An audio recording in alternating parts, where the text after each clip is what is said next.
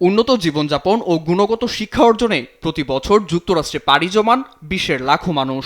তাদের অনেকেই green card সুবিধা বা ডিবি লটারি হিসেবে পরিচিত ডাইভার্সিটি লটারি ইমিগ্রেশন নিয়ে ভাগ্য বদলাতে মরিয়া, যা দেশটিতে বৈধভাবে বসবাসের সুবিধা দেয়। বৃহস্পতিবার সুবিধাটি বাতিল ঘোষণা করে মার্কিন প্রশাসন। মার্কিন প্রেসিডেন্ট ডোনাল্ড ট্রাম্পের নির্দেশে যুক্তরাষ্ট্রের নাগরিকত্ব ও অভিবাসন বিভাগ সুবিধাটি বাতিলে পদক্ষেপ নিচ্ছে বলে নিশ্চিত করেন মার্কিন স্বরাষ্ট্র নিরাপত্তা সচিব ক্রিস্টি নোয়েম। সহিংসতা দমনের লক্ষ্যে 2017 সাল থেকেই প্রেসিডেন্ট ট্রাম্প DV-1 ভিসা সুবিধা বন্ধের পক্ষে ছিলেন বলে মন্তব্য তার।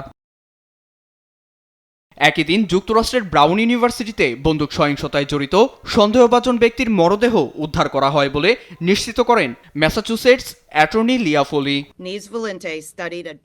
ফেডারেল এজেন্টরা নিউ হ্যাম্পশায়ারের সালেমে একটি স্টোরেজ লকার ভেঙে সন্দেহভাজন ক্লোদিও নেভেস ভ্যালেন্তের গুলিবিদ্ধ মরদেহ উদ্ধার করে।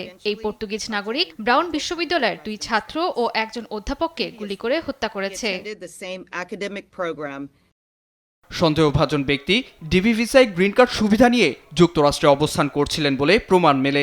এতে সহিংসতা দমনের লক্ষ্যেই লটারি সুবিধাটি বাতিলের সিদ্ধান্ত নেওয়া হয়। মার্কিন প্রশাসনের এমন কঠোর সিদ্ধান্তে কপাল পড়েছে 2 কোটি গ্রিন কার্ড আবেদনকারীর।